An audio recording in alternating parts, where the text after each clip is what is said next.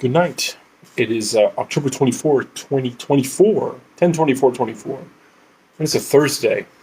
Not for much longer, but it is still a Thursday. Here in Sherbrooke, it is currently 2 degrees Celsius, so close to freezing, 35 degrees Fahrenheit.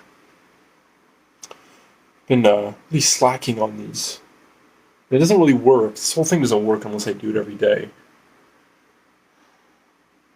So I'd like to do it every day. But being out of the habit, same thing with going to the gym, I went recently, but I haven't been consistent. I have been consistent with is making some pretty poor decisions. But that's okay, because I can learn, I can change. The sun this morning rose at, there we go, 7:17 a.m. and it's set at 5:46 p.m. That is 10 hours and 29 minutes of sunlight. It's not a lot of sunlight, but there will be less and less as time goes on, as we approach, what is the equinox? Vernal equinox? Some reflection on there.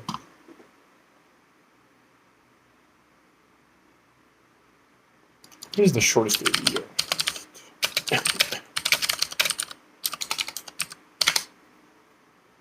Winter solstice. Yeah, so we approach the winter solstice here in North America.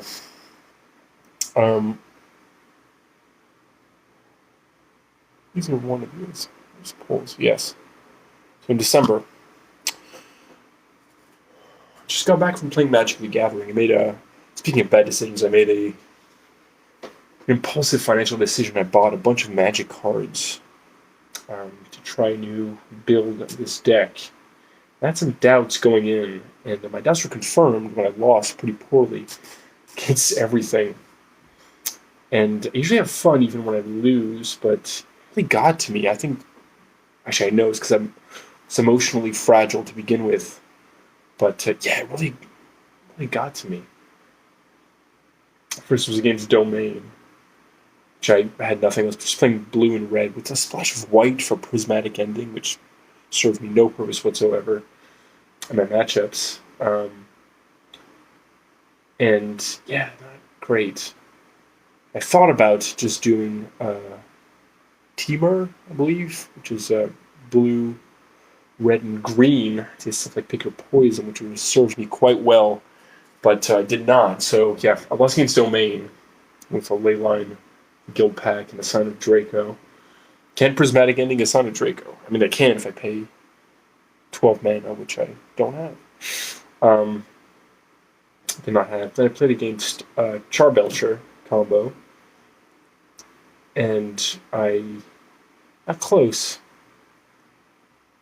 I won the first match. I got close on one of them, but I lost. And then I played against Mill. We got totally wrecked against Mill. And yeah, no. And then, so I was like, all right, well, at least get a promo. And then I was like, there was a Flusterstorm, which I wasn't going to get it anyway. Sleight of Hand, which I wanted, and nice art. An Ossification with Cowboy Bebop art, and then another one. And then there was a Dovin's Veto promo, which I already have 2 copies of. I was like, at least I'll probably not get to Dovin's Veto. And then it was picked last, randomly, for the promo. I was just like, I won't even take it. It's like, I don't need another copy of this. And so I was going to give it back. And Phil was like, you should just want to keep it. I'm like, yeah, I'll keep it. But then another guy, a really nice guy, who I lost to, this Charbelcher combo, just like, you just want this one instead? And I just traded with him. It was very nice of him. But I felt bad then afterwards, because I was like, is that how I'm going to be perceived as the person who is disappointed about a free card? Which was me, So I felt embarrassed about that. And then I got home, and I realized I didn't bring my keys. Like, I never forget my keys. That is so rare. It happens once every couple of years, and it was tonight. I was like, fuck. And I looked inside the window, and I said, my roommates were watching a movie, and I'm like, I'm going to not bang on the door and bother them during their movie. there's already like a, maybe just in my head, I believe there's a tension, which is just coming from me.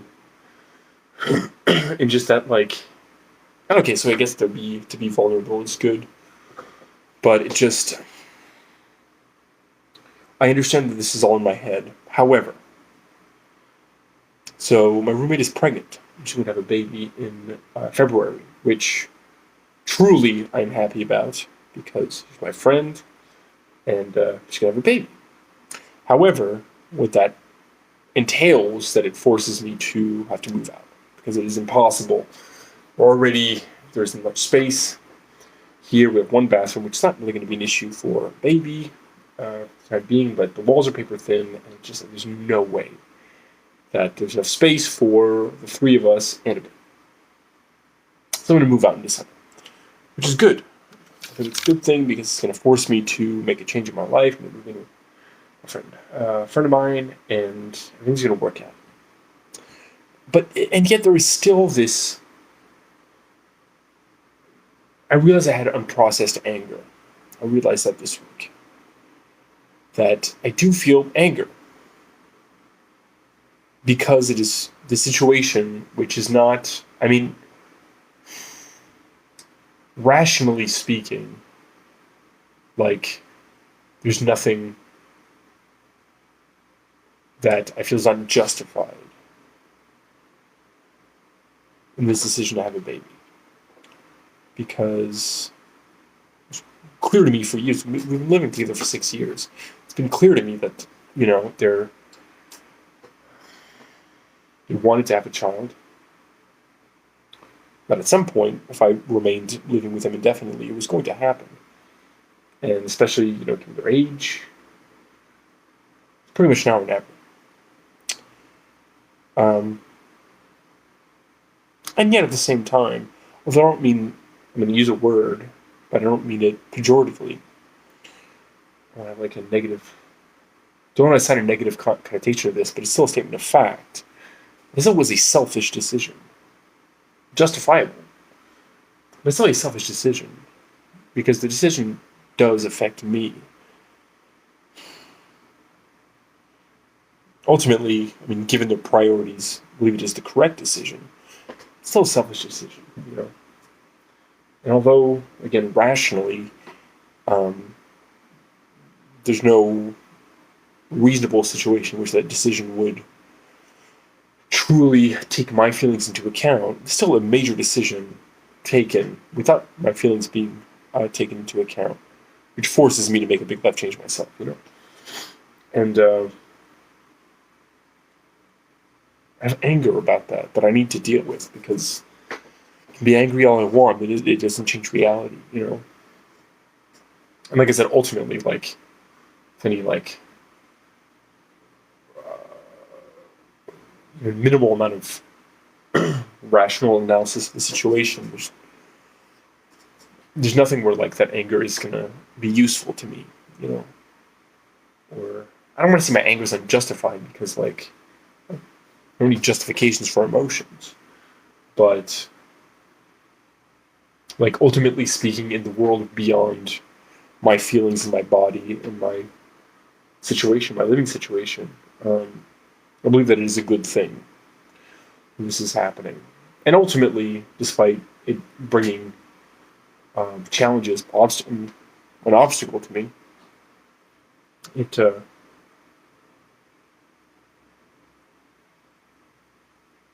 I believe my life is going to improve. So yeah, this has been a big thing. I'm just trying to deal with this. And so, yeah, basically going back to it, it's just like I want to try to be nice and pleasant and not let this tension, if it does exist, because we've been living together for 6 years, so my friends, they know if I'm not feeling well. There have been several times in the past where, like, especially when I was drinking or was just feeling bad, and it sort of came out as me being impatient or frustrated, which was obviously, something that is visible. So yeah, there's that. And just like the future is becoming the present, as it tends to do. That means that we need to continue to make decisions.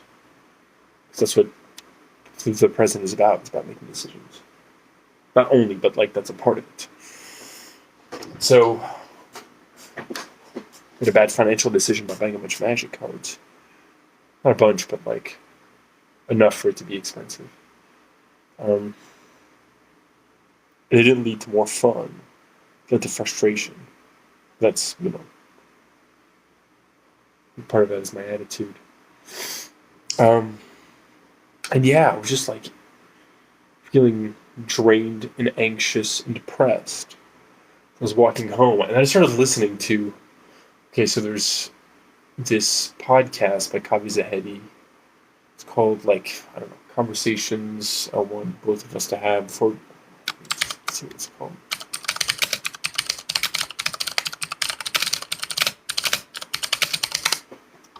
This is going to be a long one, maybe. Conversations I Want to Have Before We Both Die. I think you can only get on his Patreon.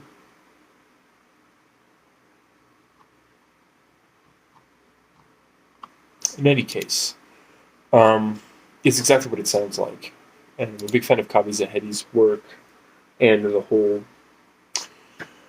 vibe around it. Although, there's things that I don't like about him, but he just puts so much out on the table. It's really fascinating. He's a very fascinating artist. And so, I guess a couple weeks ago, last week, he put out this episode where he had a conversation with actually the pilot episode, whichever came out, with one of his friends. That's when he wrote on the show about the show. Highly recommended the show about the show, but it's not finished, and I donated to his Kickstarter to get it finished, but due to litigation against him, I don't know if it'll ever get finished. But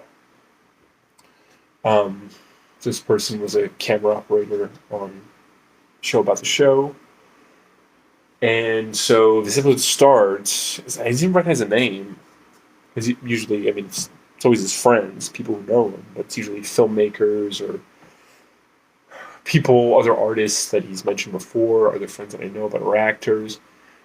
It's this name I didn't recognize. And so the intro starts with him saying, so this is Stefan, and he just died.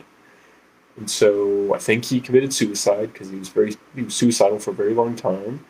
And so I didn't release this episode because I didn't think it was very good. But now that he's dead,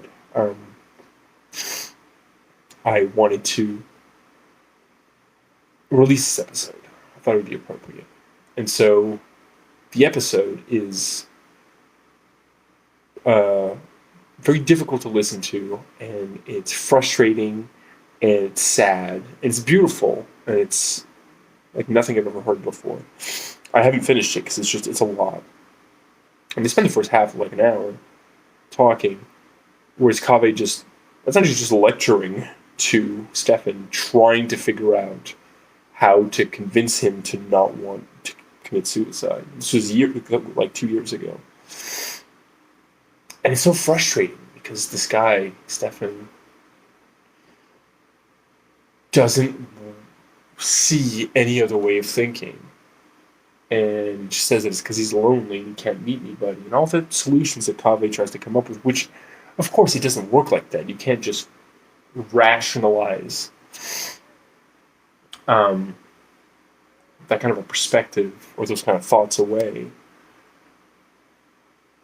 But yeah, it's just a really tough listen. And then there's another episode that came out, so I started listening to it. It was with Kaveh's ex, and this was just on the way home. And Kaveh's ex was like, okay, so they already had a conversation before, but now Stefan died, and then she was talking about how she recently tried to commit suicide, and it's just it's so fucking heavy. But I think it's important to listen to. These are beautiful and horrible conversations. But it's also I don't think anybody else could have these conversations. That's one thing I love so much about Kavi Zahedi, is, say, for people who are familiar with his work, he's definitely polarizing. Um, so it could be reasonably argued that his work hurts people because he's just a person where he's just like he just says things that nobody else says. He's very honest, but I think he can also be manipulative with it. I don't know how much he understands about that. It's just weird because it's like, of course you can't if you're like if you're considering like an artist's work, you can't necessarily say that you know a person. And I don't know Kave, but I he expresses so much of who he is, and that's always at the forefront. That it's difficult to say that I definitely know a lot of stuff about him, but it's weird. Like I can't think of any other artist where like I know. I feel like I know that person more than I do other artists. Any other artists, even artists who have a confessional approach. Him, it's like times 1,000. So, yeah, and so that's what I don't know. Just all this motivated me to do this weather report and talk.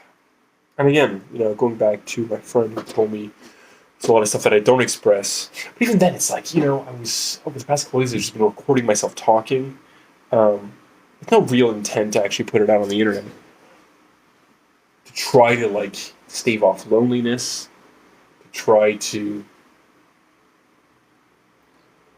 express these things that I'm feeling, but it's always more comfortable to do it not directly to another person, and that's something that I really want to work on, but I have so much difficulty, and yeah, and it's like I want to get into a place in my life where I do stuff that I care about. I watch a YouTube short feed with a musician Jelly Roll. He was talking about when he was in prison. He was talking to a fellow inmate who said, that happiness is like looking at any situation and asking yourself, like, if this weren't going to change, would I be okay? Which is an interesting way of looking at it. But also, he then said, but then he also, after that, later, he talked to another fellow inmate who said, life says it like I don't want to be happy, I want to be useful. And that's another really powerful perspective. And been thinking about that while I'm at work, doing janitorial work. Because I have difficulty getting there, just get everything done, and I'm stressed out about it, even though it's not complicated. It's cleaning toilets. It's not complicated. But I've been trying to focus on like the fact that like this is a useful thing to do. This helps other people. And I'm just coming out of like I'm not far removed from it, but I'm just coming out of this long period where like it's not like I'm not doing anything for other people. I'm not useful to other people. It's not like people don't benefit out of having a relationship with me. Because of course people would not be my friend or want to spend time with me if that were the case. Or sorry, if it weren't the case, if they didn't benefit. But it's definitely coming from a place of a lot of selfishness. Being very self-centered, because ultimately the most important thing was always to be able to drink. And to use that to escape feelings. And now I'm having a lot of these feelings. And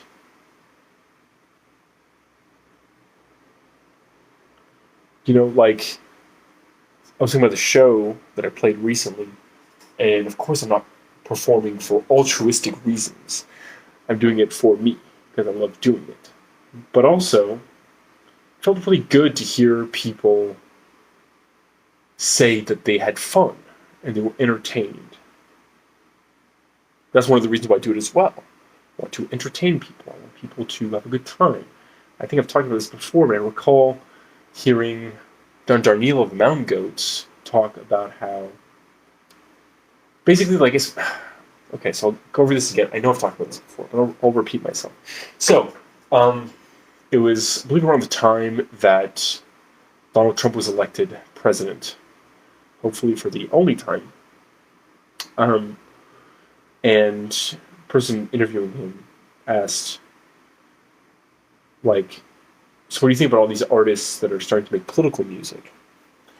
John Darnielle said, I'm paraphrasing here, it's been a while since I've heard this. He was saying, like, so, for artists who, and specifically musicians who are used to making political work, it's a very important and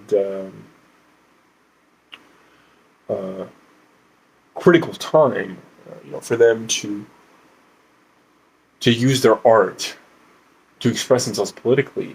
But he said, like, but it also happens that there are some artists who have never made political work before and start doing it out of a sense of necessity, like watching all this turmoil, all this pain, all this uncertainty happen, and wanting to make something important in that and to talk about this important thing. John Darnielle said that, one thing that we tend to forget in these moments where things are very difficult politically or socially is that there is virtue in entertainment, in allowing people to go out and see a show and not think about that difficulty, that turmoil. And that's a pretty major approach in what I want to do with art. I mean, I do talk about a lot of difficult subjects, and I do use it as a way that to be able to express myself in ways that I can't get myself to do otherwise. But fundamentally underlying those things is entertainment and fun and humor. And so it makes me feel like I'm doing something important. Important for the 15, 20 people who are there. But that's important nonetheless. So I'm just trying to get through this difficult period and not start drinking again. Because I'm finding it very difficult. And I mean, that goes back to, like, this, one of the very important aspects, maybe the most important aspect of 12-step programs is service. Sort of like the ultimate goal is to be of service to other people, try to offset selfishness. So it makes sense. Makes sense to me that I'm at that point. I'm really struggling a lot, and I don't know how. Since I don't know what to do, there's some things that I know would help me, but I don't know how to get there. I'm gonna be okay. It's going to pass. All right, so today I'm thinking of the song New Forest, Five Heads of the Sun by Candy Claus. Such a good, I'd heard a couple songs off of this album, but when listening to it, it's so good. Ceres and Calypso in the Deep Time, the most recent Candy Claus album. They stopped after this album and reformed as Sound of Ceres, which I'm not as much of a fan of, but it's good. But this album is so good. It's got this saturated, compressed, distorted, blown out sound. Just perfect for it. It's just shoegaze, dream pop stuff. It's so good. This song is so good. The whole album, Series and Calypso in the Deep Time. And they released one song since then. They reissued it for its 10th anniversary last year. And the new song is really good. The new song is called... What is it called? Shout that one out. Distortion Spear. Fantastic. But, yeah, that song, New Forest, Five Heads of the Sun, so good. Listen to the latest Clairo album, too. It's so good. A friend told me about Clairo, and it's so good. I haven't heard her earlier work, but, like, it goes back to, I think I've talked about the whole, like, Nepo Baby phenomenon in music. I guess it's just called Industry Plant.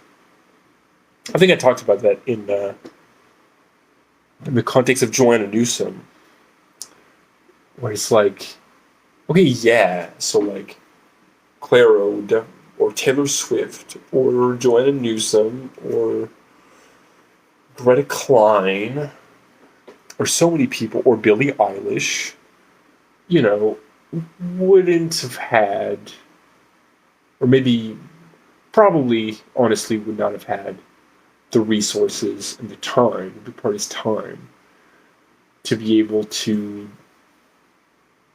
develop as quickly to the artists that they are. They not had come from money or from families that have connections to the music industry. But like, I think the argument falls apart when like you hear "Charm" by Clairo, and it's like, I mean, you can not like it, that's fine, but like, I don't think there's any good argument to say that this is high quality music. She's got a beautiful voice. The lyrics are good, although that's, I mean, totally subjective, but it's like, it's well produced, it's well performed, the songwriting is really good, and there are just a bunch of bops, and it's catchy, it's jazzy, it's art, sort of R&B, it just sounds so good, you know, and it's like, I'm glad that Clairo had privilege and was able to work really hard to develop the skills and like have the time and the resources to develop into making such a good album. I also missed the Being Dead show on Tuesday because I didn't have a ride, which really made me sad, but so it goes. What am I going to do? I think I'm going to order a pizza because I get a free pizza because I order a pizza. I think I'm going to eat my emotions because it's better than drinking my emotions. Later tonight, I mean, it's going to keep being what it is, I believe. Let's see.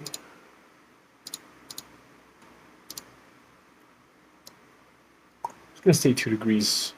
Going to go up 1 degree Fahrenheit, 2 degrees Celsius, 36 degrees Fahrenheit. I also want to shout out Rap World by Conor O'Malley. I heard about this film from YMS in his TIFF video, and how he saw a screening of this and said it was really funny and really good. And I'm like, always down for a new Conor O'Malley film. The Mask was fucking so good. Was that other one that he came out with last year? Connors? Was it Connors? Corey's short film he did was so good. Stand-Up Solutions. I haven't finished the whole thing. I should finish it. But Irish Mob was so good. What other stuff has he done? Epic Cheat Meal of Human Shit was so good. Oh yeah, the one where like he so Power Rate the stock market and get the market up, where he plays he just wets down his hair and he starts talking about the stock market. There's one, yeah, Powerade the stock market. He just goes on Wall Street and just tries to get people to drink his homemade Powerade. Um,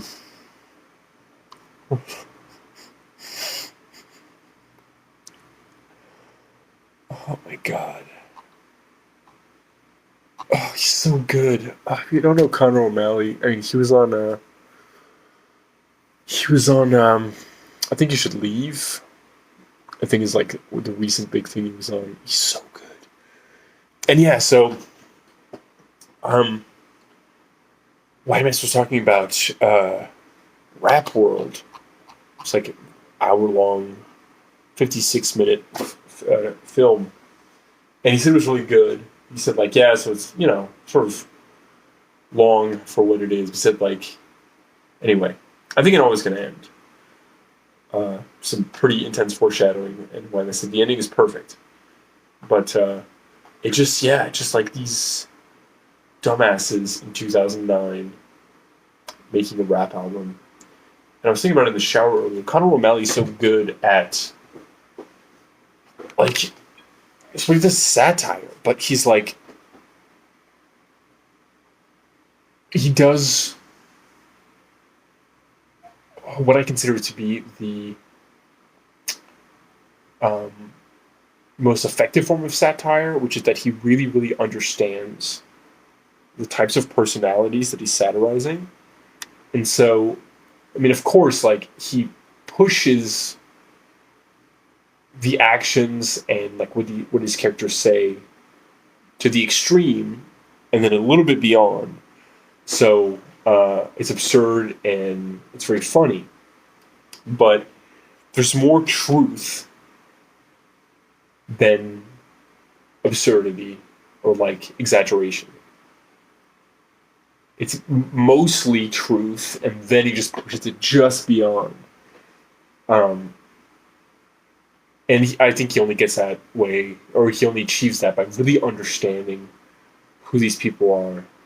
And so it's not like, surface level satire is making fun of the way that people outside the group perceive um, the group, or like certain interests or beliefs or personalities, but he just gets it, and it's so perfect because even though it's like, yeah, it's amplified to the point of ridiculousness, I get these people. I've met people like this, and it's really good. And so I'm not done with it. I'm going to finish it tonight. I'm going to order that pizza. I'm going to watch Rap World. And then I'm just going to get up tomorrow and continue living my life. And I'm going to be okay. I'm going to try not to think about this deck that I lost with. Trying to figure out how I can modify it to make it better, but not yet. Hopefully, I might end up. And then also another project, botting Diablo 2. I got an old PC and my old copy, or my copy of the old Diablo 2, and setting up a bot. It's really interesting, and I want to try to figure out how to bot with that. Okay, so my stomach just grumbled. I'm hungry. Thanks for watching. And tomorrow, internally, if I can just catch some glimpses of beautiful blue skies and golden sunshine all along the way, I'll try to use those as an anchor and try to be useful.